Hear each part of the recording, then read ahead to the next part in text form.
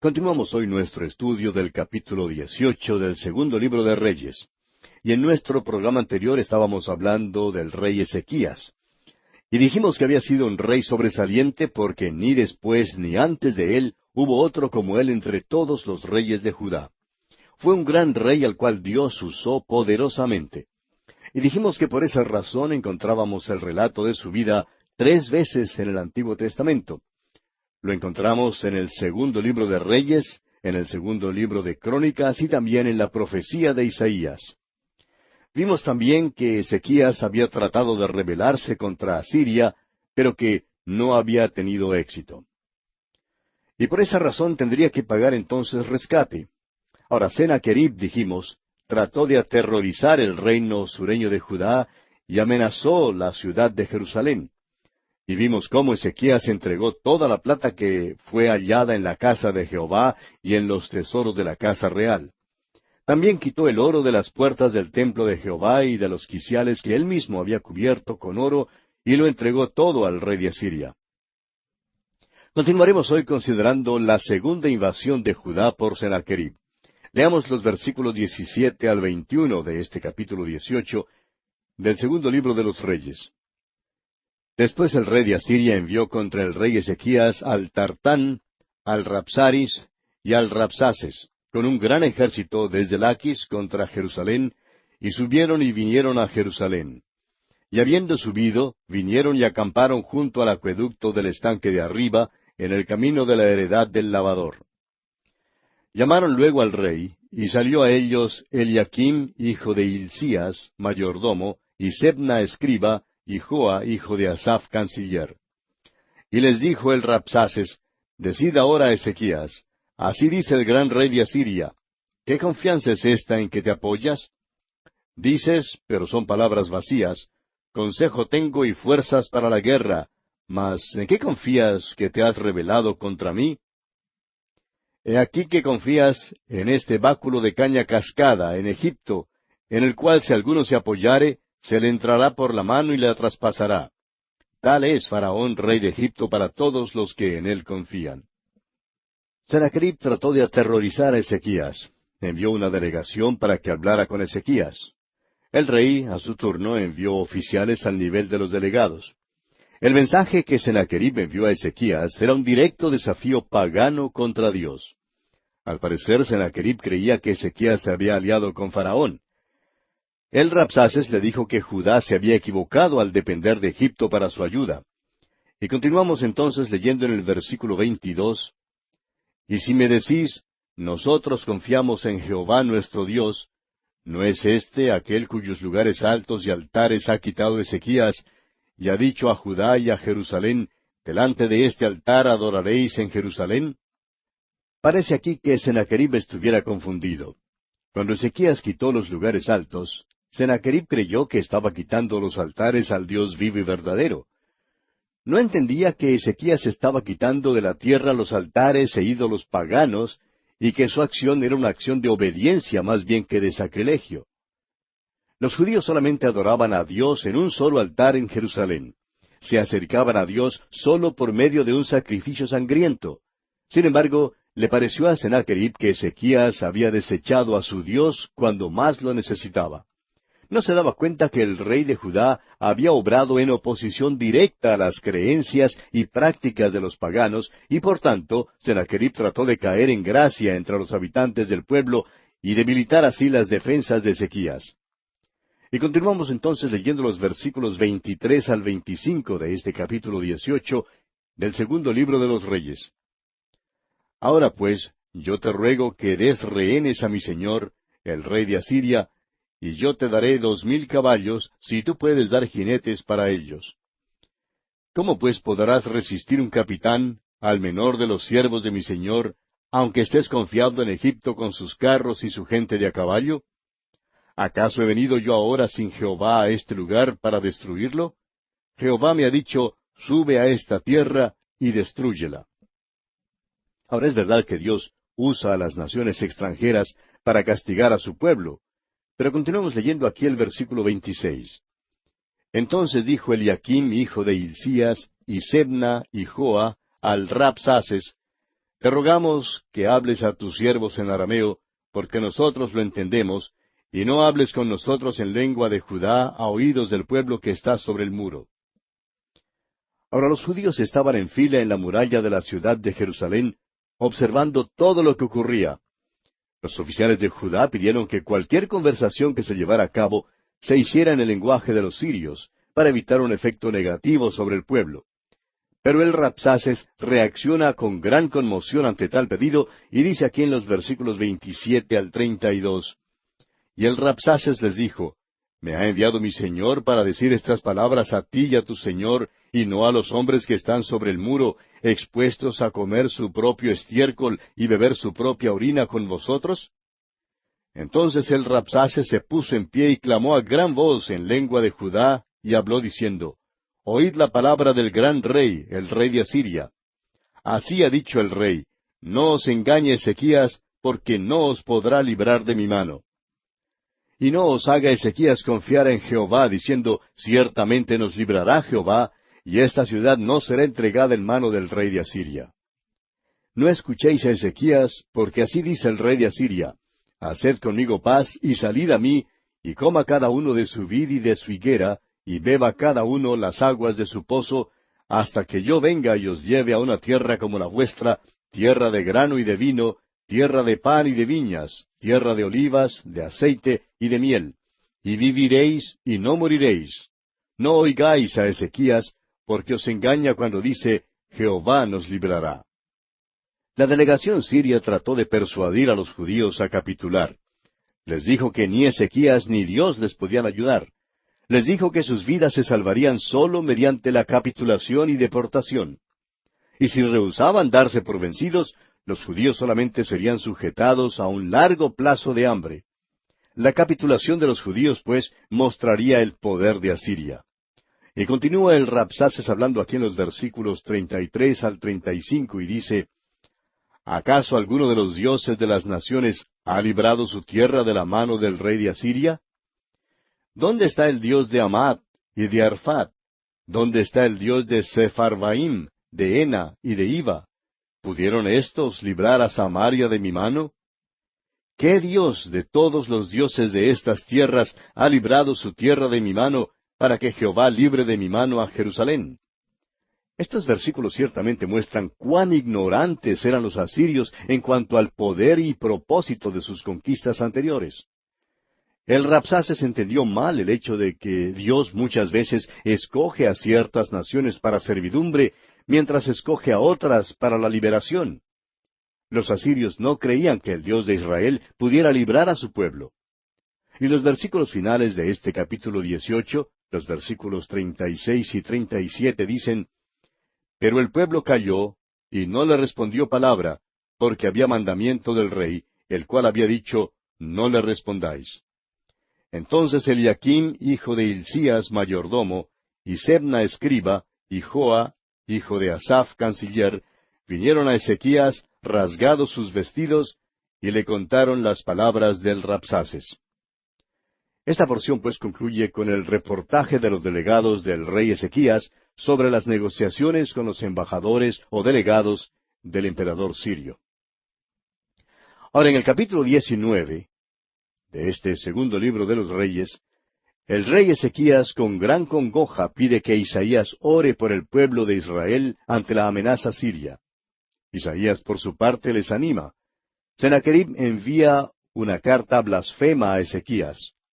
Tenemos luego la oración de Ezequías, la profecía de Isaías contra Sennacherib, la muerte de los asirios por un ángel y la muerte de Sennacherib por sus propios hijos. Ezequías llegó al trono en tiempos de gran aflicción, perturbación y perplejidad. El reino norteño había sido llevado cautivo por Asiria. Ahora el ejército asirio ha llegado a la misma entrada de Jerusalén. Esto era algo suficiente como para aterrorizar a Ezequías. Y más, el Rabsaces, embajador de guerra del rey de Asiria, se quedó fuera de la muralla, propalando toda suerte de vituperios e insultos. Se jactaba acerca de las terribles cosas que Asiria haría contra Jerusalén. Dice que el rey de Asiria tomaría a Jerusalén y que se llevaría cautivo al pueblo. Luego añade, vuestro Dios no os libertará. Y la razón que ofrece es que ninguno de los dioses de otras naciones los había salvado. El pobre Ezequías casi desfallece bajo todo esto. Ahora esto es natural porque Ezequías está apenas aprendiendo a acudir al Señor y a confiar en Él. Y vemos que primeramente acude al profeta Isaías. Leamos pues el primer versículo de este capítulo 19 del segundo libro de los Reyes. Cuando el rey Ezequías lo oyó, rasgó sus vestidos y se cubrió de cilicio y entró en la casa de Jehová.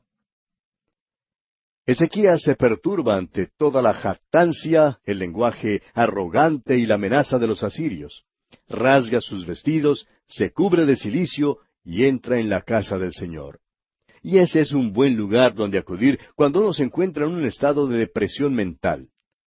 Este es el tiempo indicado para acudir a Dios. Y continuamos leyendo el versículo 2 donde dice, y envió a Eliaquim mayordomo, a Sebna escriba y a los ancianos de los sacerdotes, cubiertos de cilicio, al profeta Isaías, hijo de Amós. Nos preguntamos si usted, amigo oyente, no ha estado observando los tiempos en que vivimos. Creemos que la actitud de muchos es que estamos viviendo en una edad sumamente avanzada y humanitaria y que ese pobre rey Ezequías era algún semipagano de los tiempos primitivos. Muchos vivimos en naciones que se creen cristianas. Sin embargo, amigo oyente, en medio de todos los agobiantes problemas que estamos afrontando, nos permitimos preguntar si usted ha oído que alguno de nuestros dirigentes políticos o de nuestros educadores u hombres militares haya acudido a Dios para la liberación. Las naciones acuden más bien a hombres que consideran peritos y atienden al hombre que tiene un cociente intelectual superior. Estiman que él es quien puede dar los mejores consejos. Y mientras tanto, amigo oyente, entramos más y más en la noche y nuestros problemas se siguen amontonando. Nuestras dificultades nos oprimen cada vez más. En ninguna parte, ni aun en la iglesia, se oye decir que haya alguien que acuda a Dios. Nuestra única esperanza, amigo oyente, es acudir a Dios en esta hora negra y amenazadora que confrontamos en la historia. Aún hoy, en nuestra condición triste, sin embargo, no hay indicios de ningún retorno a Dios. En lugar de acudir a Dios, siempre se dice, vamos a juntarnos, vamos a tratar un nuevo método, vamos a acudir a los peritos, vamos a considerar el problema desde un punto de vista diferente, vamos a acudir al psicólogo. Amigo oyente, todos los peritos nos han ayudado a avanzar aún más hacia la noche y nos hallamos en una gran encrucijada. Lo que necesitamos es la ayuda de Dios, amigo oyente. Nadie ha necesitado la ayuda y la protección de Dios como la necesitamos hoy en día. Gracias a Dios que Ezequías tuvo suficiente juicio como para acudir a Dios en su hora de necesidad. Prosigamos ahora leyendo los versículos 3 hasta el 5 de este capítulo 19 del segundo libro de Reyes. Para que le dijesen, así ha dicho Ezequías, este día es día de angustia, de reprensión y de blasfemia, porque los hijos están a punto de nacer, y la que da a luz no tiene fuerzas. Quizá oirá Jehová tu Dios todas las palabras del Rabsaces, a quien el rey de los asirios su señor ha enviado para blasfemar al Dios viviente, y para vituperar con palabras las cuales Jehová tu Dios ha oído. Por tanto, eleva oración por el remanente que aún queda. Vinieron pues los siervos del rey Ezequías a Isaías. Ezequías dijo, quizá oirá Jehová tu Dios todas las palabras del Rabsaces. Y quisiera que usted tome nota de que no dijo nuestro Dios, sino tu Dios. Pobre Ezequías, quizá era medio pagano, pero tenía suficiente juicio como para acudir a Dios en un tiempo de gran angustia como este. El hecho es que no tenía otra alternativa sino la de acudir directamente a Dios. E Isaías le respondió aquí en los versículos 6 y 7. E Isaías les respondió, así diréis a vuestro Señor, así ha dicho Jehová, no temas por las palabras que has oído, con las cuales me han blasfemado los siervos del rey de Asiria. He aquí pondré yo en él un espíritu, y oirá rumor, y volverá a su tierra, y haré que en su tierra caiga a espada. Esta profecía fue cumplida literalmente. Ahora, fíjese usted en el ánimo que Isaías le infunde al rey. Le dice, no te preocupes por este hombre. Él no entrará en tu ciudad. Es simplemente un hombre que describiríamos hoy en día como de mucho ruido y pocas nueces. Se jacta y blasfema, pero Dios ya lo ha oído y le dará su merecido. No hay que preocuparse. Ah, amigo oyente, si solo aprendiéramos a dejar que Dios se haga cargo de nuestros enemigos. Las dificultades y los problemas surgen cuando nosotros tratamos de afrontar este tipo de situación con nuestras propias fuerzas y según nuestro propio parecer, en vez de tener fe y confianza en Dios. Si así obramos, Dios no obrará por nosotros, y el resultado será que saldremos defraudados. El Señor puede tratar a nuestros enemigos de una manera mucho mejor que lo que nosotros podemos, así como lo hizo aquí en este caso. Veamos ahora el desafío que Sennacherib hace a Dios. Veamos los versículos 8 hasta el 13 de este capítulo 19 del segundo libro de los Reyes.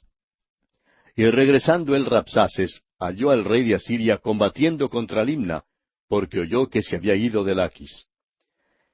Y oyó decir que Tiraca, rey de Etiopía, había salido para hacerle guerra.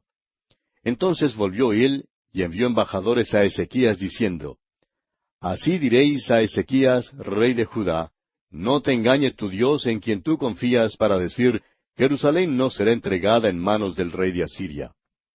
He aquí tú has oído lo que han hecho los reyes de Asiria a todas las tierras, destruyéndolas, ¿y escaparás tú?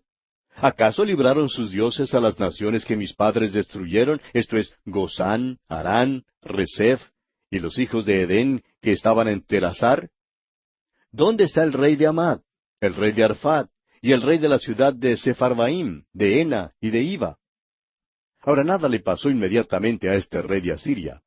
El rey y su ejército regresaron y acamparon fuera de la ciudad de Jerusalén. Un mensaje fue enviado a Ezequías. Fue un mensaje perturbador porque contaba cómo el rey de Asiria había quitado todo obstáculo en su camino. ¿Cómo pensaba Ezequías que le sería posible escapar? Bueno, leamos el versículo 14. Y tomó Ezequías las cartas de mano de los embajadores, y después que las hubo leído, subió a la casa de Jehová y las extendió Ezequías delante de Jehová. Amigo oyente, lo que más necesitamos es extender nuestros problemas delante del Señor, así como lo hizo Ezequías. Desde el día en que empezamos a transmitir este programa a través de la Biblia, hemos recibido muchas cartas realmente maravillosas. Recibimos otras cartas también que no son tan maravillosas, y hemos aprendido hace mucho tiempo a extenderlas delante del Señor y a dejar que Él resuelva los problemas, porque nosotros no podemos. Él es especialista en esto.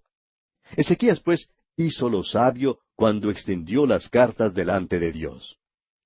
Y proseguimos leyendo los versículos 15 al 19 de este capítulo 19 del segundo libro de los Reyes.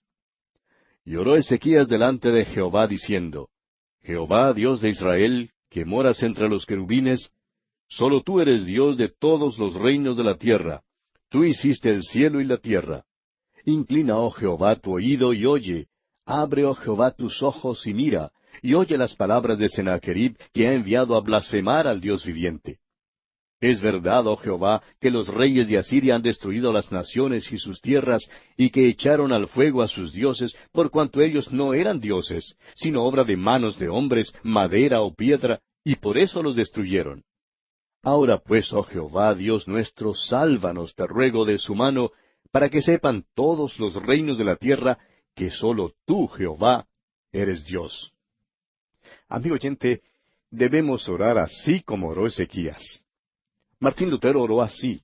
Martín Lutero probablemente dijo algo como esto: Señor, oye mi oración, estén atentos tus oídos a la voz de mi súplica. Y luego siguió clamando a su Dios. ¿Ha sentido usted alguna vez que Dios no le escucha? Al parecer, Martín Lutero se sintió así a veces. Y así es como creemos que se sentía Ezequías aquí. El mensaje que Ezequías recibió era cierto en cuanto a que los asirios eran capaces de quitar todo obstáculo de delante de ellos. Ellos en verdad habían echado al fuego los dioses de las varias naciones que habían conquistado. Pero Ezequías no se equivocó en acudir al Señor. Y tenemos luego la segunda respuesta del Señor mediante Isaías. Leamos los versículos 20 al 23 ahora. Entonces Isaías hijo de Amós, envió a decir a Ezequías: Así ha dicho Jehová, Dios de Israel: Lo que me pediste acerca de Sennacherib, rey de Asiria, he oído. Esta es la palabra que Jehová ha pronunciado acerca de él. La virgen hija de Sión te menosprecia, te escarnece, detrás de ti mueve su cabeza la hija de Jerusalén. ¿A quién has vituperado y blasfemado? ¿Y contra quién has alzado la voz y levantado en alto tus ojos? Contra el Santo de Israel. Por mano de tus mensajeros has vituperado a Jehová y has dicho: Con la multitud de mis carros he subido a las alturas de los montes, a lo más inaccesible del Líbano. Cortaré sus altos cedros, sus cipreses más escogidos. Me alojaré en sus más remotos lugares, en el bosque de sus feraces campos. Vemos aquí entonces que Dios contesta la oración de Ezequías. Envía al profeta Isaías para decirle a Ezequías que su oración había sido escuchada, y que Dios destruiría al ejército de Asiria. Continuemos leyendo los versículos 24 al 28 de este capítulo 19 del segundo libro de Reyes. Yo he cavado y bebido las aguas extrañas, he secado con las plantas de mis pies todos los ríos de Egipto. ¿Nunca has oído que desde tiempos antiguos yo lo hice, y que desde los días de la antigüedad lo tengo ideado? Y ahora lo he hecho venir, y tú serás para hacer desolaciones, para reducir las ciudades fortificadas a montones de escombros. Sus moradores fueron de corto poder, fueron acobardados y confundidos.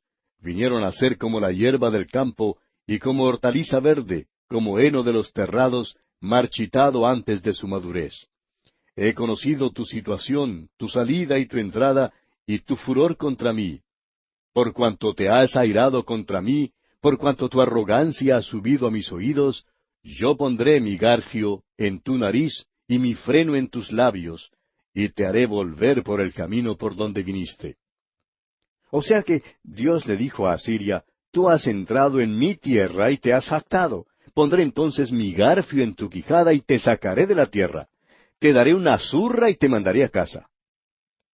Y leemos en el versículo 29 de este capítulo 19 del segundo libro de los Reyes: Y esto te daré por señal, oh Ezequías: Este año comeréis lo que nace de suyo, y el segundo año lo que nacerá de suyo, y el tercer año sembraréis y segaréis, y plantaréis viñas, y comeréis el fruto de ellas.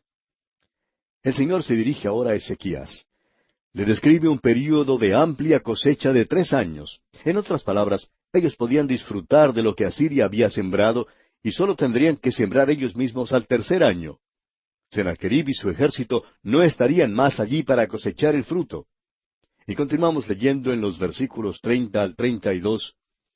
Y lo que hubiere escapado, lo que hubiere quedado de la casa de Judá, volverá a echar raíces abajo y llevará fruto arriba. Porque saldrá de Jerusalén remanente y del monte de Sión los que se salven. El celo de Jehová de los ejércitos hará esto. Por tanto, así dice Jehová acerca del rey de Asiria: No entrará en esta ciudad, ni echará saeta en ella, ni vendrá delante de ella con escudo, ni levantará contra ella baluarte. Dios le está diciendo a Ezequías que la ciudad de Jerusalén evadiría la destrucción y que el pueblo que sobreviviría a la invasión aumentaría en número. Dios estaba prediciendo el fracaso del sitio de Sennacherib. La estrategia y las tácticas arrasadoras de los asirios no tendrían éxito esta vez contra Jerusalén. O sea que el rey de Asiria no tendría éxito en su esfuerzo contra el pueblo de Dios. Y bien, amigo oyente, vamos a detenernos aquí por hoy porque se nos acabó el tiempo. Continuaremos, Dios mediante, en nuestro próximo programa.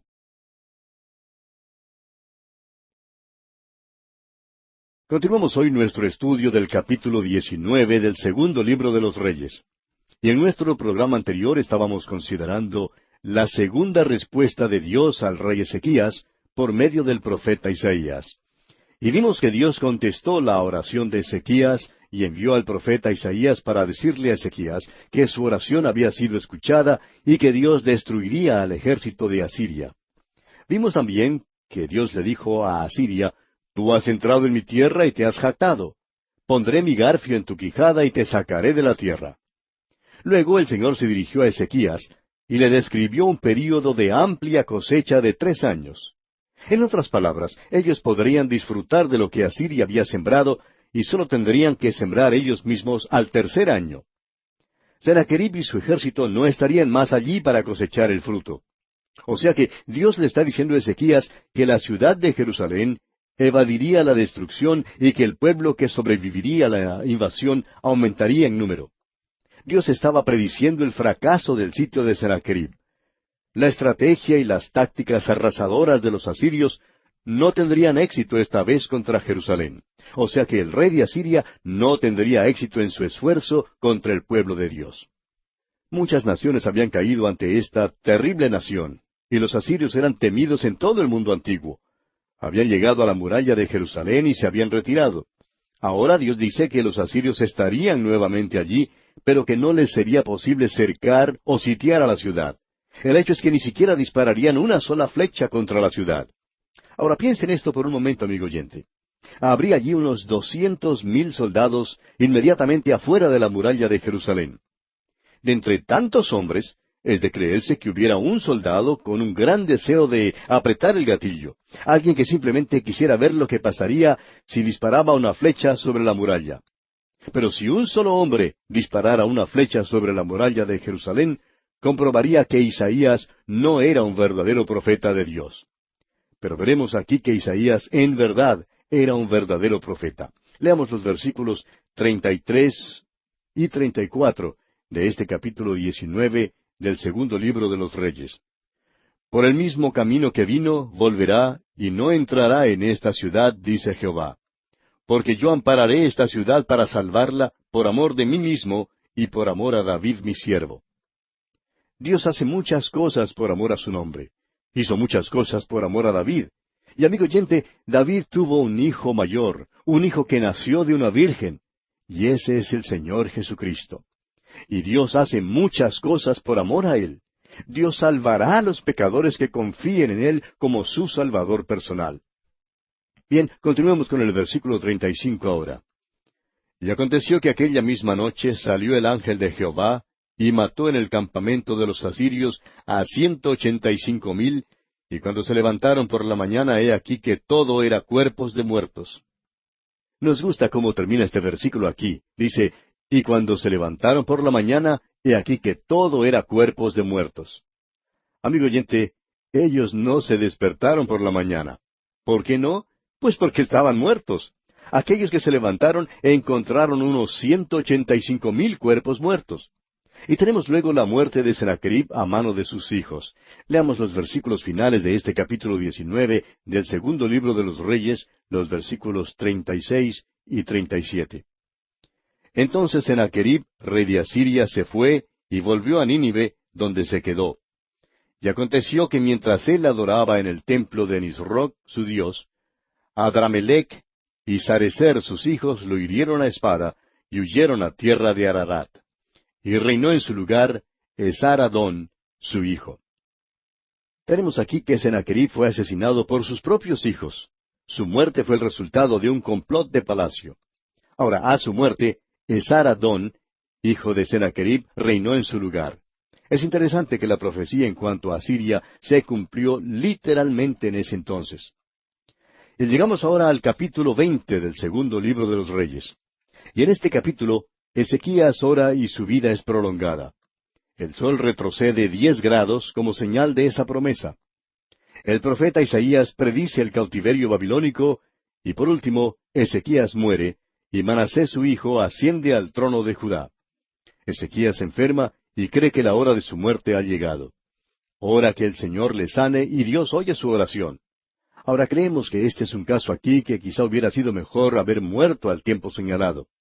Pues veremos que, después de su mejoría, Ezequías comete 3 hechos insensatos, y son los siguientes. Primero, permite que los embajadores de Babilonia vean todos sus tesoros.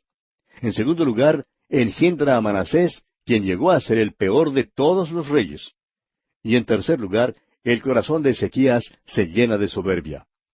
Ahora, la historia en esta sección tiene importancia, y esto es evidente por el solo hecho de ser relatada 3 veces en la palabra de Dios. La tenemos aquí en el segundo libro de los Reyes, en el segundo libro de Crónicas y también en el libro del profeta Isaías. Comencemos pues considerando la enfermedad de Ezequías y su sanidad. Este capítulo 20 del segundo libro de los Reyes resalta el hecho de que Dios sí puede sanar al enfermo. Ahora no estaremos contemplando en nuestro estudio de este capítulo una sanidad fanática, sino una sanidad divina. Dios sanó a Ezequías, y amigo oyente, Dios sana de la misma manera en el día de hoy. Ezequías, como hemos visto, era un rey sobresaliente. No hubo ninguno como él después de David. Ninguno podría compararse con él. Hizo lo recto ante los ojos del Señor conforme a todo lo que David su padre hizo. Ese es el testimonio que tenemos en cuanto a él. Comencemos pues leyendo el primer versículo de este capítulo 20 del segundo libro de los Reyes. En aquellos días, Ezequías cayó enfermo de muerte. Y vino a él el profeta Isaías, hijo de Amós, y le dijo, Jehová dice así, ordena tu casa, porque morirás y no vivirás. Como ya hemos dicho, esta enfermedad de Ezequías se relata 3 veces en las Escrituras.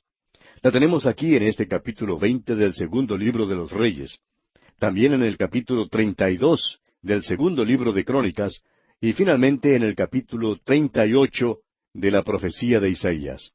Ahora, cada relato nos proporciona un detalle adicional que el otro no da. Creemos que fue una tarea difícil para Isaías entregarle una sentencia de muerte al rey Ezequías. De cualquier modo, amigo oyente, no importa quién sea usted, es difícil recibir las noticias de que va a morir, ¿no le parece? Ezequías, pues, no quería morir. Tampoco yo quiero morir. Y supongo que usted tampoco quiera morir. La muerte constituye noticia desalentadora. La sentencia de muerte está sobre cada uno de nosotros, aunque no sabemos el día ni la hora. El escritor a los Hebreos dice allá en el capítulo 9 de su carta, versículo 27, y de la manera que está establecido para los hombres que mueran una sola vez, y después de esto, el juicio. Esta es una cita divina.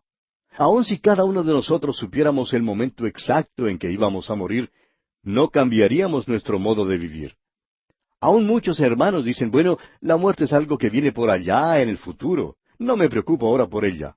Bueno, es verdad que no debemos preocuparnos por ella, pero sí debemos vivir sabiendo que ese será el fin definido. Hace algún tiempo se presentó el caso en que un médico le informó a un joven pastor que había desempeñado su pastorado en forma muy loable, que tenía cáncer y que sus días estaban contados. El hecho es que su caso era la reaparición del cáncer que antes había sido curado. El pastor decidió enviar una carta a algunos de sus amigos, en la que escribió, entre otras cosas, lo siguiente: En estos últimos pocos días he descubierto que cuando un cristiano de repente es confrontado con la sentencia de muerte, ciertamente empieza a evaluar en forma más real las cosas materiales, como por ejemplo, mi equipo de pescar, mis libros, el huerto. Ninguno de estos tienen tanto valor como lo tenían hace una semana. Ahora, teniendo esto en cuenta, vamos a seguir leyendo la historia de la enfermedad de Ezequías. Leamos los versículos 2 y 3 ahora. Entonces él volvió su rostro a la pared y oró a Jehová y dijo, Te ruego, Jehová, te ruego que hagas memoria de que he andado delante de ti en verdad y con íntegro corazón, y que he hecho las cosas que te agradan. Y lloró Ezequías con gran lloro. Ezequías volvió su rostro a la pared y oró al Señor. Creemos comprender cómo se sintió Ezequías. Supóngase usted que le informaran que tiene cáncer, y que ni usted ni el médico supiera cuál sería el resultado. El Dr. McGee, autor de estos estudios bíblicos, dijo que durante todo su ministerio ha visitado a quienes sufren de cáncer. A él le fue posible comprender que ellos sufrieran de cáncer, pero dijo que nunca le fue posible comprender que algún día él también lo padeciera. Confesó que se quedó aturdido cuando el médico le informó que tenía cáncer. No lo podía creer. Cuando finalmente tuvo que aceptar el hecho de que tenía cáncer, los médicos no le pudieron dar ninguna seguridad de que le podrían sanar completamente. Y añadió que ni aun en el tiempo en que vivía tuvo la certeza de que le podían curar. Y agrega, en verdad le hace a uno pensar en las cosas de una manera diferente. Muchos, observando la conducta del Dr. McGee, le preguntaron, ¿por qué se jubiló usted de la iglesia donde trabajaba como pastor? Y él respondió que Dios le concedió el privilegio de ser pastor de una iglesia en su apogeo de vitalidad y vigor, y de gozar del culto de la mitad de la semana más grande que jamás haya sido celebrado en estos tiempos. Y que él consideraba todo esto como un privilegio, pero que quería vivir de tal manera que agradara al Señor. Y decía, mi enfermedad me ha hecho cambiar de muchas maneras. En una ocasión, alguien le dijo al doctor Magui, parece que usted trata de matarse al continuar con su ministerio radial y al mismo tiempo tantas conferencias. Y su respuesta fue, ¿sabe usted que temo que si no lo hago, yo vaya a desagradar a mi Señor? Y no quiero desagradarle de ninguna manera. Y contaba que cuando estuvo en el hospital no tenía idea alguna de cuál sería el resultado de su enfermedad. Le dijo a la enfermera que no podía acostarse porque se sentía tan débil, pero en realidad no estaba débil físicamente, sino que tenía miedo. La enfermera le preguntó, ¿se siente mal? Y él le contestó que no, pero que estaba muy asustado. La enfermera era cristiana y solo sonrió. Cuando por fin se acostó en la cama, dice él que volvió su rostro a la pared, así como lo hizo Ezequías, y oró a Dios, y le dijo que no quería morirse. Y desde ese día en el hospital, cuando volvió su rostro hacia la pared, ha tratado de hacer todo lo que le ha sido posible para el Señor. Fue en ese entonces cuando le prometió al Señor que si le sanaba, Él enseñaría su palabra a donde quiera que fuera. Y eso es lo que ha tratado de hacer. Dijo él, no quiero desilusionar a mi Señor, porque no quiero que diga, bueno, amigo, tengo que llamarte a casa porque no estás ocupándote en lo que dijiste que ibas a hacer. Cuando uno se encuentra en una posición como esa, amigo oyente, tiene una perspectiva algo diferente de lo que tenía antes. Ahora hemos mencionado todo esto, amigo oyente, porque deseamos aclarar de una vez por todas que sí creemos firmemente y de todo corazón en la sanidad de fe. Creemos que Dios puede sanar hoy en día, pero no creemos en los sanadores de fe. Ahora ponga mucho cuidado porque voy a repetir esto otra vez. Creemos firmemente y de todo corazón en la sanidad de fe, pero no creemos en los sanadores de fe. Cuando nos enfermamos, amigo oyente, creemos que debemos acudir directamente a Dios en la oración y pedir que otros oren por nosotros también. Bien, permítanos ahora continuar con esta porción de las Escrituras. En el versículo 3 de este capítulo 20 del segundo libro de los Reyes, el rey Ezequías mencionó su perfecto corazón y sus buenas obras. Ahora no me sería posible decir lo mismo en cuanto a mí, pero a Ezequías creemos que le fue muy posible decirlo, pues en verdad él había caminado bien ante los ojos del Señor. Ahora observe usted lo que Dios hace aquí. Leamos los versículos 4 hasta el 6 ahora. Y antes que Isaías saliese hasta la mitad del patio, vino palabra de Jehová a Isaías diciendo, Vuelve y di a Ezequías, príncipe de mi pueblo, así dice Jehová el Dios de David tu padre, yo he oído tu oración, y he visto tus lágrimas, he aquí que yo te sano, al tercer día subirás a la casa de Jehová. Y añadiré a tus días 15 años, y te libraré a ti y a esta ciudad de mano del rey de Asiria. Y ampararé esta ciudad por amor a mí mismo, y por amor a David mi siervo. El Señor había visto las lágrimas de Ezequías, y estamos seguros que Él ha visto las lágrimas suyas y las lágrimas mías, amigo oyente. Ezequías había recibido la noticia de que iba a morir. Era un tiempo para llorar. Sin embargo, el Señor le informó al rey que sería sanado y que su vida sería prolongada durante unos 15 años más. Leamos ahora el versículo 7. Y dijo Isaías, Tomad masa de higos, y tomándola, la pusieron sobre la llaga, y sanó. Dios usó medios naturales para sanar a Ezequías, pero también usa medios sobrenaturales para sanar. El apóstol Santiago dice allá en el capítulo 5 de su epístola, versículos 13 al 15, ¿Está alguno entre vosotros afligido? Haga oración. ¿Está alguno alegre? Cante alabanzas. ¿Está alguno enfermo entre vosotros? Llame a los ancianos de la iglesia y oren por él, ungiéndole con aceite en el nombre del Señor. Y la oración de fe salvará al enfermo, y el Señor lo levantará, y si hubiere cometido pecados, le serán perdonados. Ahora, hay dos maneras en que una persona puede ser ungida con aceite. Una es ceremonial y la otra es medicinal. Parece que muchos no lo comprenden, pero creemos que el apóstol Santiago está hablando aquí acerca de la unción medicinal. Creemos que Dios está diciendo mediante el apóstol Santiago que el médico debe ser llamado, pero que los diáconos de la iglesia también deben ser llamados para que puedan orar y que aquella oración levantará al enfermo. En el caso de Ezequías pusieron una masa de higos sobre la llaga. Creemos que el rey sufrió lo que nosotros hoy en día llamamos cáncer. Dios le dijo, voy a darte 15 años más de vida, pero mejor es que te pongan una masa de higos sobre esa llaga. No debemos pensar que es imprudente consultar con el médico cuando enfermamos. Amigo oyente, debemos ser cuerdos más bien que fanáticos. Si usted sufre de alguna enfermedad, amigo oyente, debe hacerle frente al hecho. Ezequías quería saber cuál era la realidad de los hechos, y Dios le habló claro y salvó su vida y le permitió vivir más tiempo. Continuemos leyendo ahora el versículo 8 de este capítulo 20 del segundo libro de los Reyes. Y Ezequías había dicho a Isaías, ¿qué señal tendré de que Jehová me sanará y que subiré a la casa de Jehová al tercer día? Ezequías pidió una señal que mostrara que su vida sería prolongada. Volviendo ahora al caso del Dr. Magee, él dijo que el Señor no le había dado ninguna señal que su vida sería prolongada. Él estaba desarrollando un estudio a través de la Biblia en 2 años y medio, y le pidió al Señor que le dejara terminar ese estudio, y dice que el Señor le permitió terminarlo. Luego comenzó un estudio de 5 años, y pidió al Señor que le permitiera también terminar ese estudio. Un amigo le dijo en cierta ocasión, cuando termine este estudio de 5 años, ¿por qué no comienza un estudio de 10 años? Claro que eso depende de mi Padre Celestial, dijo el Dr. Magee, pero quiero que me permita vivir por tanto tiempo como me sea posible. Claro que si Él me lleva, tendré que aceptar eso también. Lo que nosotros queremos no siempre es la voluntad de Dios.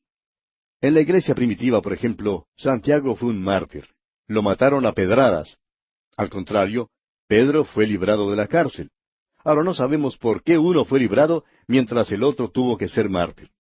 Todo eso queda en la providencia de Dios y queremos que su voluntad sea hecha. Nuestro deseo es que Dios nos humille y que nos ayude a aceptar su voluntad con gozo. Pero por otra parte, creemos que podemos decirle a Dios qué es lo que pensamos. Creemos que podemos decirle cuáles son nuestros deseos con respecto a cierta situación. Y luego, dejar que el Señor maneje las cosas.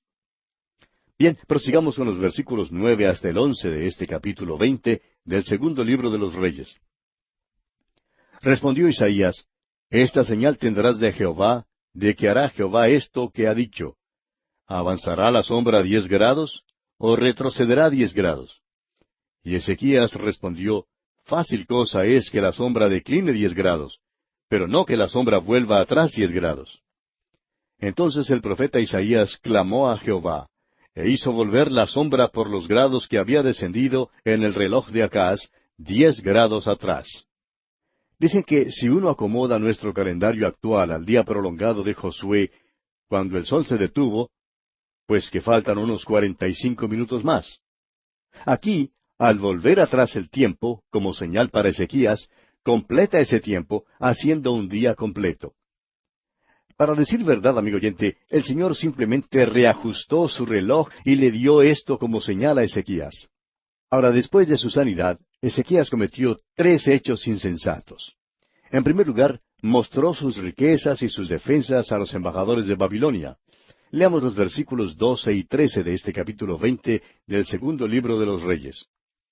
En aquel tiempo, Merodac-Baladán, hijo de Baladán, rey de Babilonia, envió mensajeros con cartas y presentes a Ezequías, porque había oído que Ezequías había caído enfermo.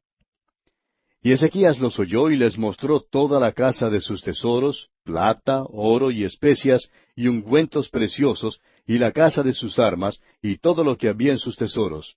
Ninguna cosa quedó que Ezequías no les mostrase, así en su casa como en todos sus dominios. Ahora este fue un gesto amable. La realeza de Babilonia envió a Ezequías un regalo y un mensaje deseándole que se mejorara. Luego, Ezequías hizo una cosa insensata. Dejó que los embajadores de Babilonia vieran todos los tesoros que Salomón había reunido. Las riquezas del mundo estaban allí. Por lo común no se sabía dónde se guardaban estas riquezas, pero Ezequías fue magnánimo. Babilonia le había enviado una tarjeta deseándole que se mejorara, y por esa razón decidió mostrar los tesoros a estos embajadores babilónicos. Pero Dios no se agradó de este acto insensato de Ezequías, y veamos lo que dice aquí en los versículos 14 al 17. Entonces el profeta Isaías vino al rey Ezequías y le dijo, ¿qué dijeron aquellos varones y de dónde vinieron a ti? Y Ezequías le respondió, de lejanas tierras han venido, de Babilonia. Y él le volvió a decir, ¿qué vieron en tu casa? Y Ezequías respondió, vieron todo lo que había en mi casa, nada quedó en mis tesoros que no les mostrase.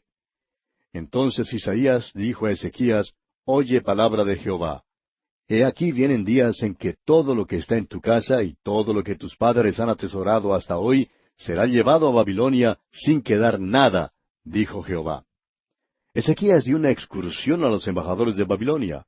Los recibió a lo grande y les mostró todo. Estas visitas, claro, hicieron un inventario de todas las riquezas y lo llevaron de vuelta a Babilonia para aguardar el tiempo cuando necesitaran oro. Entonces, cuando necesitaran más tesoros, pues vendrían al reino de Ezequías. Y continúa el Señor hablando por medio del profeta Isaías y dice en los versículos 18 y 19, y de tus hijos que saldrán de ti, que habrás engendrado, tomarán y serán eunucos en el palacio del rey de Babilonia.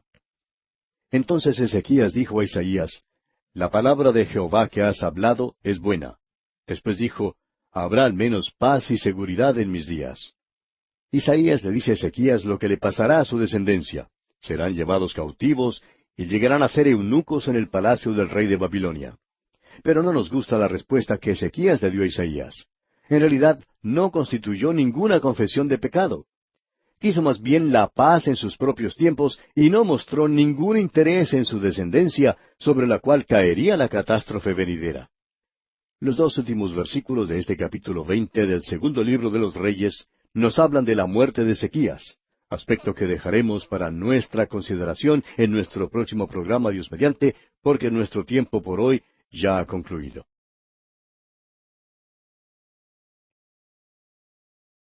Al continuar hoy nuestro estudio del capítulo 20 de este segundo libro de los Reyes, vamos a considerar la muerte de Ezequías. Estamos ya al final de este capítulo y vamos a comenzar hoy leyendo los versículos 20 y 21. Los demás hechos de Ezequías y todo su poderío, y cómo hizo el estanque y el conducto y metió las aguas en la ciudad, ¿no está escrito en el libro de las crónicas de los reyes de Judá? Y durmió Ezequías con sus padres, y reinó en su lugar Manasés, su hijo. Ahora es posible que sea malo decir lo que vamos a decir, pero creemos que habría sido mejor si Ezequías hubiese muerto al tiempo señalado. Él cometió 3 hechos disparatados después que Dios prolongó su vida. En primer lugar, mostró sus tesoros a Babilonia. Esto ocasionó gran dificultad en el futuro. En segundo lugar, engendró a Manasés, quien llegó a ser el rey más malo de todos. Y en último lugar, en sus últimos años, manifestó una arrogancia casi insolente. Su corazón se llenó de soberbia. Allá en el segundo libro de Crónicas, capítulo 32, versículo 25, leemos, Mas Ezequías no correspondió al bien que le había sido hecho, sino que se enalteció su corazón, y vino la ira contra él y contra Judá y Jerusalén. Es por esto que decimos que quizá hubiera sido mejor si Ezequías hubiera muerto en el tiempo originalmente señalado por Dios. Es por eso que debemos tener mucho cuidado. El Señor nos ha salvado y no debemos hacer nada que le cause oprobio. Amigo oyente, este capítulo 20 del segundo libro de los Reyes es un capítulo maravilloso. Tenemos un maravilloso Padre Celestial, ¿no le parece? ¿Está usted enfermo? No acuda a algún hombre o mujer. ¿Cuán engañoso es eso? Acuda a su Padre Celestial. Él es el gran médico, el médico por excelencia. Lleve su enfermedad, lleve su caso al perito, al especialista. Y Dios sí manejará las cosas en el caso suyo como deben ser manejadas. Y pasamos ahora al capítulo 21 del segundo libro de los Reyes. Y en este capítulo tenemos el reinado de Manasés, su gran idolatría y su maldad, la cual ocasiona profecías contra Judá. Tenemos también el reinado malo de Amón, quien es asesinado por sus siervos, y los asesinos son a su vez muertos por el pueblo. Luego Josías es hecho rey. Manasés, hijo de Ezequías, es el rey más malo de todos, aún sobrepasando a Acab y a Jezabel. Ahora, siendo que Manasés tenía 12 años cuando comenzó a reinar, y Ezequías reinó por 14 años después de ser sanado de su enfermedad, Sabemos entonces que Manasés nació después de la mejoría de Ezequías. Amón sucede a Manasés en el trono y es tan malo como lo fue su padre. Sus siervos conspiraron contra él y le dieron muerte en su propia casa. Luego Josías su hijo asciende al trono de Judá. El capítulo 21 nos viene como un chasco después del capítulo 20. Sin embargo, hay un gran mensaje aquí para nosotros, amigo oyente. Ezequías fue el mejor rey desde David. No hubo ninguno que pudiera compararse con él. Y era semejante a David también de otras maneras. Ninguno de estos dos hombres fue un buen padre. Ezequías engendró a un hijo que fue el rey más malo que jamás reinara en el reino sureño. A la verdad, le angustia a uno leer acerca de Manasés, hijo de Ezequías, saliendo así como salió. Ahora no podemos confirmar la declaración que vamos a hacer, pero creemos que la gloria Shekinah, la que Ezequiel vio en una visión, partió durante el reinado de Manasés. Al parecer, la gloria Shekinah estuvo presente durante el principio del reinado de Manasés. Y no vemos ningún evento después de su reinado que hubiera causado la partida de la presencia visible de Dios. Cuando la presencia de Dios se apartó del templo, éste llegó a ser un lugar desolado. Así como nuestro Señor lo dijo en sus tiempos, el templo fue dejado desierto por Dios. El Señor Jesucristo dijo allá en el Evangelio según San Mateo, capítulo 23, versículo 38, He aquí vuestra casa os es dejada desierta. Ahora esta es nuestra propia especulación y nuestra propia opinión, pero creemos que la gloria de Dios se apartó durante el reinado de este pícaro Manasés. Bien, comencemos entonces leyendo el primer versículo de este capítulo 21 del segundo libro de los Reyes. De 12 años era Manasés cuando comenzó a reinar, y reinó en Jerusalén 55 años. El nombre de su madre fue Hepsiba. Manasés empezó su reinado siendo un niño de 12 años, y era pícaro. Ahora alguien dirá, es joven y ya le pasará con la edad. Bueno, no le pasó con la edad, amigo oyente. El hecho es que fue de mal en peor. Reinó por 55 años, y Dios le dio muchas oportunidades para cambiar sus caminos. Dios, amigo oyente, siempre es paciente. Dios no quiere que ninguno perezca. Ahora notamos aquí que el nombre de la madre de Manasés se menciona. Se llamaba Hepsiba. Y ella tendrá que aceptar la responsabilidad por el comportamiento de su hijo. Si hay alguna gloria, ella recibirá esa gloria también. Puede haber sido una maravillosa madre, eso no lo sabemos. No sabemos cómo es que Hepsiba crió a este muchacho, pero el hecho es que Manasés fue un pícaro. Leamos ahora el versículo 2. E hizo lo malo ante los ojos de Jehová, según las abominaciones de las naciones que Jehová había echado de delante de los hijos de Israel. Manasés fue tan malo como cualquier pagano que Dios expulsó de la tierra, cuando trajo a esa tierra a su pueblo. Y continuamos leyendo el versículo 3. Porque volvió a edificar los lugares altos que Ezequías su padre había derribado, y levantó altares a Baal, e hizo una imagen de acera, como había hecho Acab, rey de Israel, y adoró a todo el ejército de los cielos, y rindió culto a aquellas cosas. Ahora Ezequías había destruido los lugares altos de adoración. Todo su trabajo se frustró porque ahora Manasés volvió a erigir esos altares a Baal. Manasés adoraba a todo el ejército de los cielos y lo servía. Y eso quiere decir que adoraba al sol, la luna, las estrellas y todo el ejército de los cielos. Esta adoración tenía mucho en común con la adoración pagana, más tarde, de los dioses griegos como Apolo y Diana y muchos otros. Ahora alguien dirá, pero vivimos en unos tiempos muy distintos. La verdad es que no vivimos en tiempos muy diferentes, amigo oyente. Se puede entrar en casi cualquier tienda hoy en día para comprar un paquetito cuyo contenido puede informarle bajo cuál estrella nació usted y todo en cuanto a usted mismo. Hay muchos que hoy en día todavía adoran al ejército de los cielos. Pero debemos recordar que hoy en día, tal como entonces, todo esto es abominación contra Dios y su Hijo Jesucristo. Bien, continuemos ahora con los versículos 4 hasta el 8. Asimismo edificó altares en la casa de Jehová, de la cual Jehová había dicho, Yo pondré mi nombre en Jerusalén. Y edificó altares para todo el ejército de los cielos en los dos atrios de la casa de Jehová. Y pasó a su hijo por fuego, y se dio a observar los tiempos, y fue agorero, e instituyó encantadores y adivinos, multiplicando así el hacer lo malo ante los ojos de Jehová para provocarlo a ira.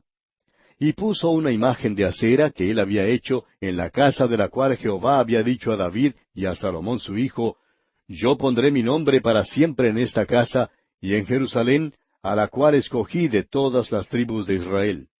Y no volveré a hacer que el pie de Israel sea movido de la tierra que di a sus padres, con tal que guarden y hagan conforme a todas las cosas que yo les he mandado, y conforme a toda la ley que mi siervo Moisés les mandó. Manasés desafió al Dios Todopoderoso.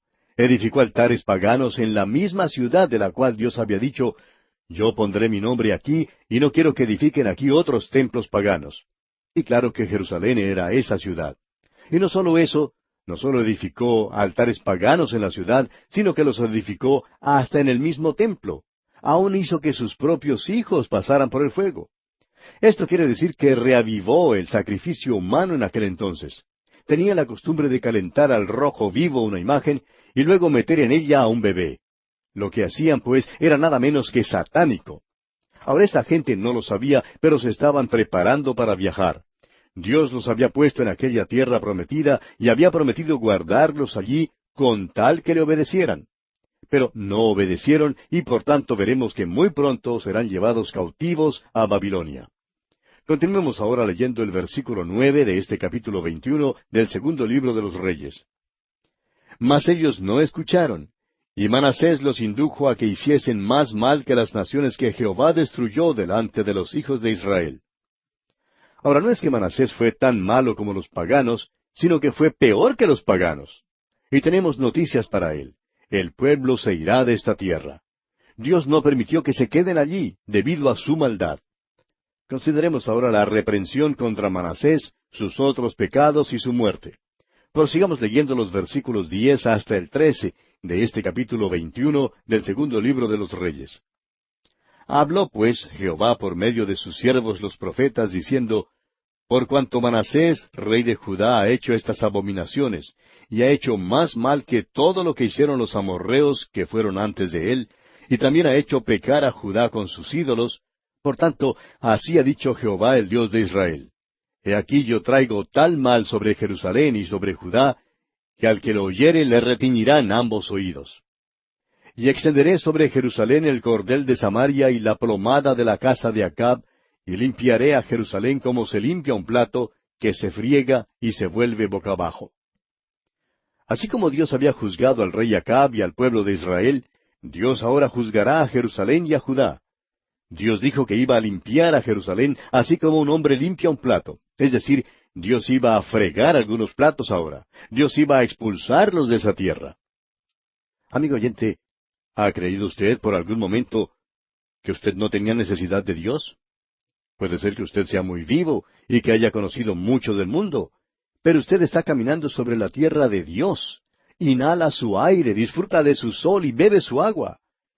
Él le dio el cuerpo que usted tiene.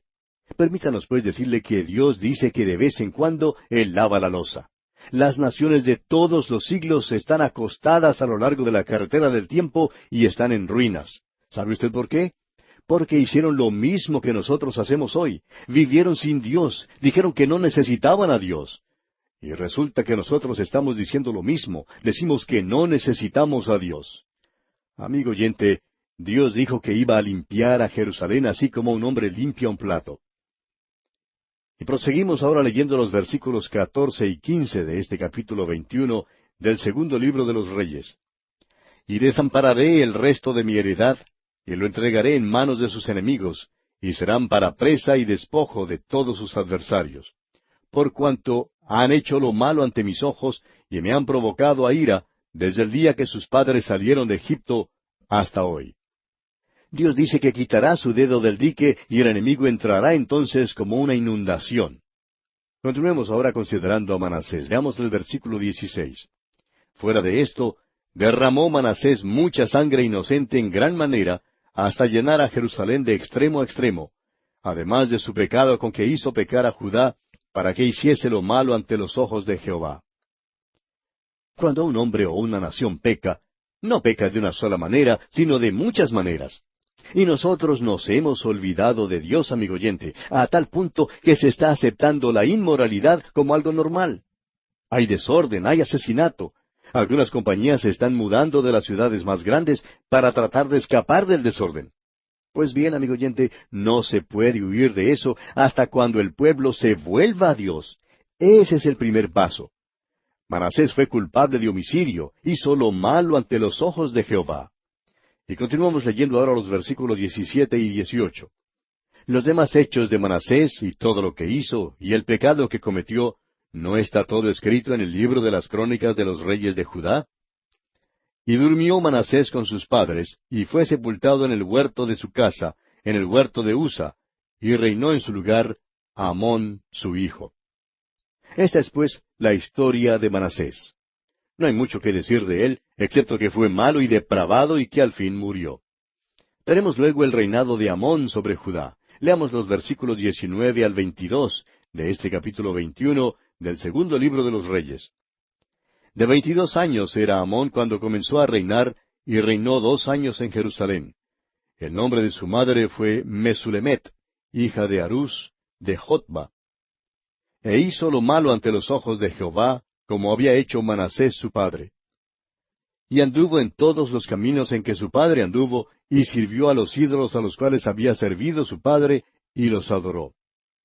Y dejó a Jehová el Dios de sus padres, y no anduvo en el camino de Jehová. Amón siguió el ejemplo de su padre. Hizo lo malo ante los ojos del Señor, desechó al Señor. Por eso, el Señor también lo desechó a él. Tenemos luego la muerte de Amón. Leamos los versículos 23 al 26. Y los siervos de Amón conspiraron contra él, y mataron al rey en su casa. Entonces el pueblo de la tierra mató a todos los que habían conspirado contra el rey Amón, y puso el pueblo de la tierra por rey en su lugar a Josías, su hijo. Los demás hechos de Amón, ¿no están todos escritos en el libro de las crónicas de los reyes de Judá? Y fue sepultado en su sepulcro en el huerto de Usa, y reinó en su lugar Josías, su hijo. La maldad de Amón condujo a una revolución. Hoy en día parece que en el mundo entero estamos en camino a una revolución.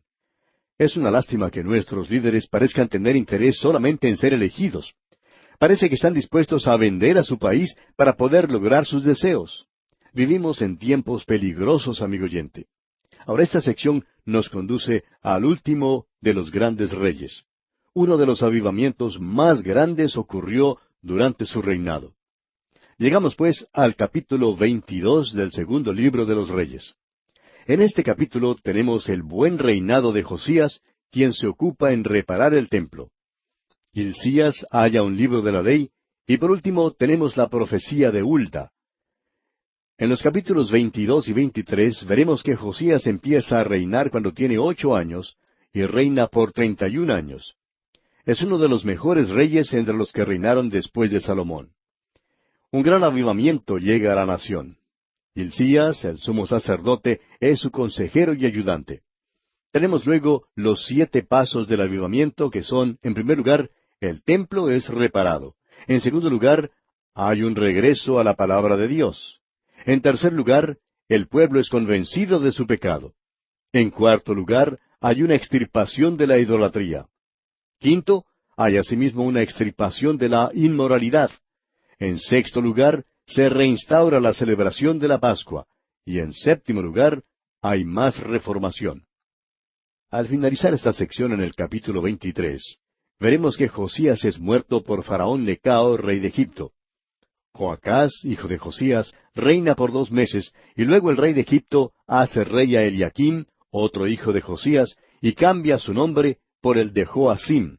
Pero Joacim hace lo malo. Comencemos pues leyendo el versículo 1 de este capítulo 22 del segundo libro de los Reyes. Cuando Josías comenzó a reinar era de 8 años, y reinó en Jerusalén 31 años. El nombre de su madre fue Gedida, hija de Adaía, de Boscat.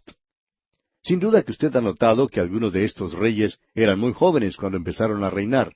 Y dice el versículo 2, E hizo lo recto ante los ojos de Jehová, y anduvo en todo el camino de David su padre, sin apartarse a derecha ni a izquierda. Ahora el sol ha salido nuevamente. La luz brilla una vez más en esa tierra. Josías ha llegado al trono. Este rey dirigió un movimiento que resultó en el avivamiento más grande que este pueblo jamás experimentara después de los días de David y Salomón. Ahora Josías es rey sobre el reino de Judá en el sur. Usted recordará que el reino del norte ya había sido llevado al cautiverio. Fueron llevados cautivos durante el reinado de Ezequías en el sur, que fue otro rey benigno y sobresaliente. Luego Manasés y Amón, ambos reyes malvados, llegaron al trono de Judá. Ahora Josías está en el trono, y leemos que reinó por 31 años y fue buen rey. Durante su reinado, Nahum, Habacuc, Sofonías y Jeremías sirvieron como profetas. Ahora pensamos entresacar de esta porción algunos pasajes que indican la manera en que Josías reinó y cómo vino el avivamiento. Es nuestra firme convicción hoy que lo único que puede salvar a la humanidad es la pronta venida de Cristo o un reavivamiento. Habrá entonces o reavivamiento o revolución. Hay corrupción en los gobiernos en todos los niveles. Hay corrupción en todas las organizaciones. La inmoralidad y el desorden abundan. Prevalecen el sexo, el licor, las drogas, revistas asquerosas, películas obscenas, escándalos y motines. La humanidad se revuelca como cerdo en una pocilga. Somos como el hijo pródigo en una provincia apartada que se encontró en el chiquero con los cerdos. Tenemos pues que escoger entre reavivamiento o la revolución. Los partidos políticos están dispuestos a vender la primogenitura de sus países para poder quedarse en el poder. La Iglesia, por su parte, hoy en día está bajo la plaga de la apostasía. El liberalismo tiene un lugar de predominio en la Iglesia organizada. Hay muchos que niegan en forma descarada la palabra de Dios, aun en los llamados círculos evangélicos. La palabra de Dios ha sido perdida en la Iglesia. Algunos ateos se encuentran hasta en los púlpitos.